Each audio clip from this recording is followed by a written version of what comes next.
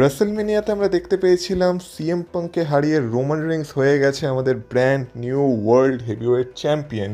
কিন্তু আসলে কি রোমান রিংস সেই ম্যাচটা জেতেইনি? এইটাকে নিয়ে কি কন্ট্রোভার্সি চলছে ডাব্লিউডাব্লিউইতে।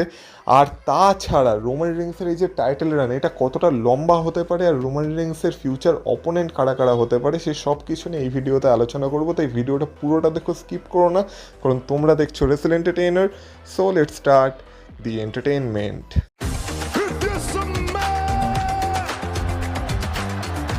Acknowledge me. Acknowledge me. You there, sitting at home. Acknowledge me. সবার প্রথমে রোমান রিংসের কন্ট্রোভার্সিটাকে নিয়েই কথা বলা যাক। তো এই বছরের রেসেলমেনিয়া নাইট 2 এর মেন ইভেন্টে আমরা রোমান রিংস ভার্সেস সিএম পাঙ্কের মধ্যে একটা ক্লাসিক রেসলিং ম্যাচ দেখতে পেয়েছিলাম, যেটা ছিল ফর ওয়ার্ল্ড হেভিওয়েট চ্যাম্পিয়নশিপ। কিন্তু সমস্যা হলো, আমরা সবাই জানি যে এই ম্যাচটা কিন্তু কোনো নো ডিসকোয়ালিফিকেশন ম্যাচ ছিল না।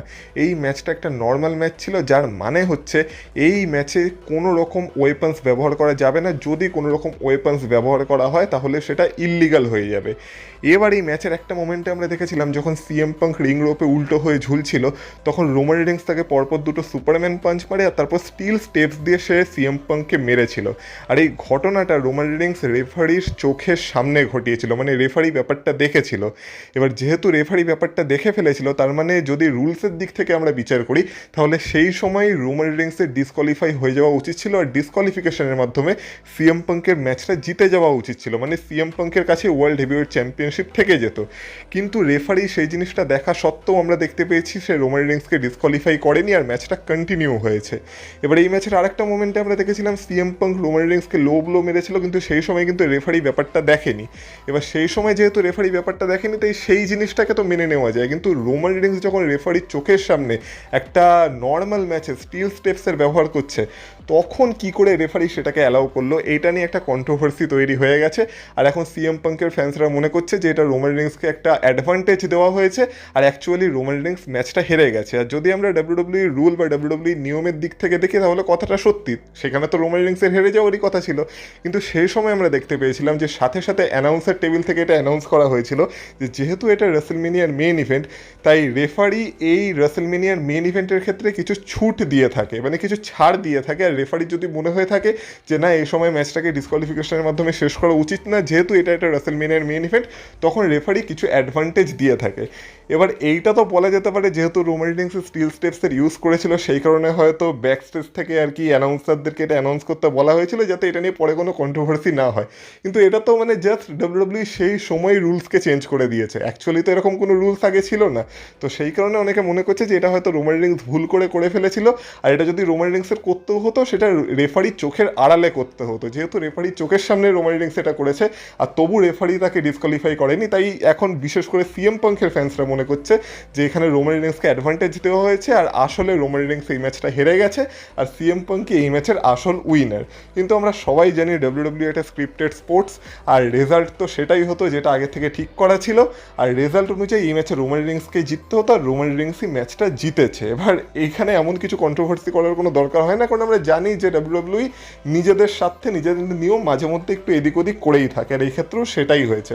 তবু যেহেতু রোমান রিংস হয়তো ভুলবশত এটা করে ফেলেছে, তাই এটা নিয়ে একটা কন্ট্রোভার্সি তৈরি করার চেষ্টা করা হচ্ছে, যেটা এমন কোনো বড় ব্যাপার না। কিন্তু যেহেতু হচ্ছে, তাই আমি তোমাদের সাথেও ব্যাপারটা শেয়ার করে রাখলাম। এবার রেসেলমেনিয়াতেই আরেকটা ঘটনাও ঘটেছিল, যেটা হয়তো আমরা সবাই দেখেও দেখিনি। মানে আমি দেখেছিলাম, কিন্তু আমি এটা নিয়ে কোনো ভিডিওতে কথা বলিনি, কিন্তু তোমাদের মধ্যে অনেকে কমেন্ট করে আমাকে বলছিলে যে এরকম একটা ঘটনা রেসেলমেনিয়ায় ঘটেছে। আর আমার মনে হলো হ্যাঁ, জিনিসটা যখন ঘটেছে অ্যাকচুয়ালি, তখন আমারও একটা ভিডিওতে এটা নিয়ে একটু কথা বলা উচিত।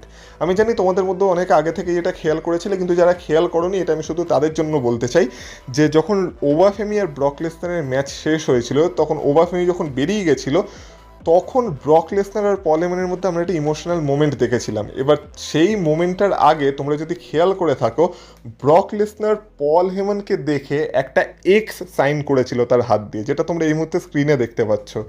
এবার এই সাইনটা করার পরই আমরা দেখেছিলাম যে ব্রক লেসনার তার গ্লাভস, তার জুতো রিংয়ে রেখে পল হেমনকে হাক করে আর কি নিজের রিটায়ারমেন্টকে অ্যানাউন্স করেছিল।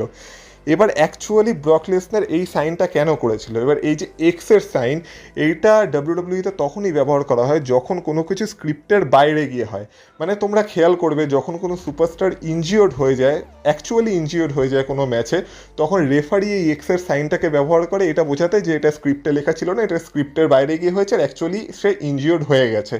তো তখন এই এক্সের সাইনটা ব্যবহার করা হয়। আর ব্রক লেসনার এই যে এক্সের সাইনটা ব্যবহার করেছিল পল হেমনের সামনে, এটা দিয়েও ব্রক লেসনার পল হেমনকে এটাই বোঝাতে চেয়েছিল যে এরপর যে ঘটনাগুলো ঘটবে অ্যাকচুয়ালি এটা কোনো স্টোরি লাইনের পার্ট না বা এটা স্ক্রিপ্টে লেখা ছিল না। মানে অ্যাকচুয়ালি এবার ব্রক লেসনার যেটা করতে চলেছে সেটা সে তার মন থেকে করতে চলেছে। আর তারপরেই আমরা দেখেছিলাম ব্রক লেসনার তার জুতো তার গ্লাভসকে রিংয়ে রেখে সবাইকে থ্যাংক ইউ বলে সেখান থেকে চলে গেছিল। মানে আমরা বলতে পারি ব্রক লেসনার এখানে নিজের মন থেকে রিটায়ারমেন্ট নিয়েছিল। আর এই কারণেই ডাব্লিউডাব্লিউইর কারো কোনো ধারণা ছিল না যে ব্রক লেসনার এই ম্যাচেই রিটায়ার হয়ে যাবে। সেই কারণেই আমরা দেখতে পাচ্ছি যে ডাব্লিউডাব্লিউ আমাদের ঠিকঠাক মতো এটা বলতেও পারছে না যে ব্রক লেসনার রিটায়ার হয়েছে কি হয়নি। তারা নিজেরাও এখন অনিশ্চয়তার মধ্যে আছে আর আমাদেরকেও তাই রাখার চেষ্টা করছে। হ্যাঁ, তারা অ্যানাউন্স তো করছে যে ব্রক লেসনারের কেরিয়ার শেষ, কিন্তু এখনও ডাব্লিউডাব্লিউর ভেতরকার কিছুজন এটা মনে করে যে হয়তো ব্রক লেসনারের কেরিয়ার শেষ হয়নি আর ব্রক লেসনার আরও একটা ম্যাচের জন্য সম্ভবত রেসেলমেনিয়ায় আসবে। কারণ খবর তো এটাও জানা যাচ্ছে যে ব্রক লেসনার আর ওবা ফেমির মধ্যেই আরও একটা কি দুটো ম্যাচ হওয়ার কথা ছিল, মানে তাদের এই স্টোরি লাইনটা আরও আগে এগোতো। কিন্তু যেহেতু ব্রক লেসনার নিজে থেকে রিটায়ারমেন্ট নিয়ে নিয়েছে সেই কারণে ডাব্লিউডাব্লিউ আর এই স্টোরি লাইনটাকে আগে এগোতে পারছে না। এবার তোমাদের মধ্যে অনেকে বলবে যে এটা তো তাহলে ব্রক লেসনার তার কন্ট্রাক্টকে ব্রিচ করেছে বা কন্ট্রাক্টের এগেনস্টে গিয়ে কাজ করেছে যদি এটা ডাব্লিউডাব্লিউ স্টোরি লাইন হ্যাম্পার হয়। হ্যাঁ, এটা যদি ব্রক লেসনার না হয় অন্য কোনো সুপারস্টার করতো তাহলে হয়তো ডাব্লিউডাব্লিউ তাকে লিগালি কোনো মানে তার এগেনস্টে লিগালি কোনো অ্যাকশনও নিতে পারতো, মানে তাকে কোর্টেও নিয়ে যেতে পারতো। কিন্তু ব্রক লেসনার আর ডাব্লিউডাব্লিউর মধ্যে সম্পর্ক এতটাই ভালো যে ব্রক লেসনার হচ্ছে ব্রক লেসনার, আর ব্রক লেসনারকে সবাই জানে যে সে নিজের ইচ্ছায় যা করার করে, তাকে কেউ কিছু বলতে পারে না। ব্রক লেসনারের যেটা মনে হবে ব্রক লেসনার সেটাই করবে।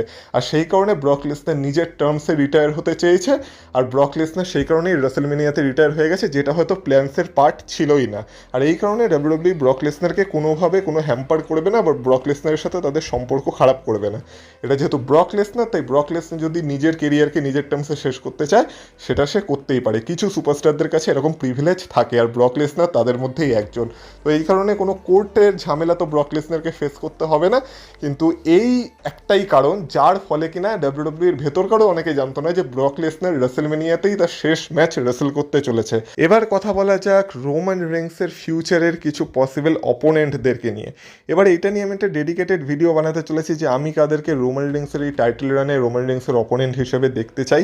সেই ভিডিওটা খুব তাড়াতাড়ি এই চ্যানেলে চলে আসবে। কিন্তু আপাতত ডাব্লিউডাব্লিউ দুটো নামকে তো কনফার্ম করে ফেলেছে যাদের সাথে রোমান রেন্সের ফিউচারে আমরা একটা স্টোরি লাইন বা ফিউড দেখতে পাবো। আর এই দুটো নাম হলো the ring general Gunther and the ruler Oba Femi. তো এদের দুজনের সাথে আমরা রোমান রিংসের কোনো না কোনো গল্প ফিউচারে দেখতে চলেছি, এটা তোমরা 100% ধরে রাখতে পারো। কারণ রোমান রিংসের অপোনেন্ট হিসেবে ডাব্লিউডাব্লিউ তাদের ইন্টারনাল লিস্টে এদের দুজনের নামকে তো ধরে রেখেছে যে এদের দুজনের সাথে তো রোমান রিংসের ফিউড হবেই হবে।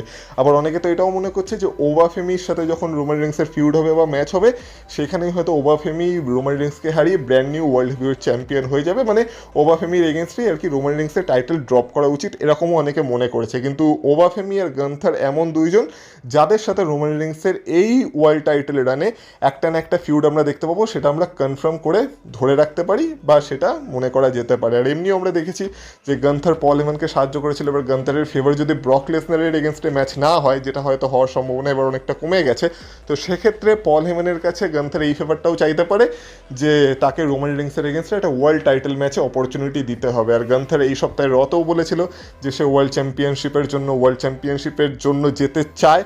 তো সেক্ষেত্রে রোমান রিংস আর গান্থারের ম্যাচের পসিবিলিটিও আছে, আর সেটাও আমরা খুব তাড়াতাড়ি দেখতে পেতে পারি, হয়তো সামার স্ল্যাম আস্তে আস্তেই হয়ে যেতে পারে।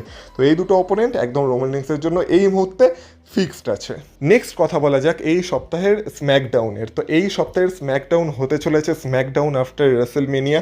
তাই ইউএসএ নেটওয়ার্ক স্ম্যাকডাউনকে হাইপ করতে গিয়ে বলেছে যে এই স্ম্যাকডাউনে যা ইচ্ছা ঘটতে পারে, মানে এনিথিং ক্যান হ্যাপেন। মানে তারা বলতে চাইছে যে এই স্ম্যাকডাউনকে আমরা যদি না দেখি আমরা অনেক কিছু মিস করে যাবো, আর এই স্ম্যাকডাউনে হয়তো এমন কোনো ঘটনা ঘটতে পারে যেটা আমরা আশা করছি না। তো এটা তো স্ম্যাকডাউনের হাইপকে বাড়ানোর জন্য তারা বলেছে, কিন্তু যেহেতু এটা রেসেলমেনিয়ার পরে স্ম্যাকডাউন, হয়তো সেরকম কিছু ঘটতেও পারে। তো এই জন্য আমাদের স্ম্যাকডাউন তো দেখতে হবে, যদিও এখন আর ডাব্লিউডাব্লিউই বা কোনো নেটওয়ার্কের কথায় ভরসা তো হয় না, কারণ তারা হাইপ করার জন্য অনেক কিছুই বলে কিন্তু অ্যাকচুয়ালি কিছুই ঘটে না। কিন্তু তবু দেখা যাক এই সপ্তাহের স্ম্যাকডাউনের জন্য ডাব্লিউডাব্লিউ কী কী সারপ্রাইজ রেখেছে। আর যেহেতু এটা রেসলমেনিয়ার পরের স্ম্যাকডাউন, আর সেখানে কোডি রোডস, র্যান্ডি অর্টন কী করবে বা কারা কারা নতুন এনএক্সটি থেকে আসবে সেই সব দেখার একটা বিষয় আছে। তো দেখা যাক, হয়তো এরকম কিছু ঘটতেও পারে। তো দেখো, এবার তোমাদের ব্যাপার, তোমরা এটাকে বিশ্বাস করে স্ম্যাকডাউন দেখবে কি দেখবে না। যদিও স্ম্যাকডাউন এখন দেখার মতো তো হয় না, কিন্তু যেহেতু এটা রেসলমেনিয়ার পরের স্ম্যাকডাউন, তো একটু সামান্য আশা তোমরা করতেই পারি, কি বলো? আর সবার লাস্টে কথা বলা যাক আমাদের ওটিসি রোমান রিংসকে নিয়ে। যে রোমান রিংস এই যে ওয়ার্ল্ড চ্যাম্পিয়নশিপ জিতেছে বা ওয়ার্ল্ড হেভিওয়েট চ্যাম্পিয়নশিপ জিতে গেছে, এইটা তার কাছে কতদিন থাকবে? এর আগে যখন Roman Rings undisputed WWE champion ছিল, তখন আমরা দেখেছিলাম ইউনিভার্সাল চ্যাম্পিয়নশিপ জেতার পর থেকে, তারপর ওদিক থেকে ডাব্লিউডাব্লিউ চ্যাম্পিয়নশিপ জেতার পর থেকে তার যে ওভারঅল টাইটেল রান চলেছিল সেটা হয়েছিল 1316 দিনের। কিন্তু এই যে সে ওয়ার্ল্ড হেভিওয়েট চ্যাম্পিয়নশিপ জিতেছে, এই রানটাও কি মানে 1000 দিনের উপরে যাবে? হয়তো যাবে না, কিন্তু তবু ডাব্লিউডাব্লিউ এটা ভরসা করছে যে এই মুহূর্তে রোমান রিংসের টাইটেল রানটা লম্বা হতে চলেছে।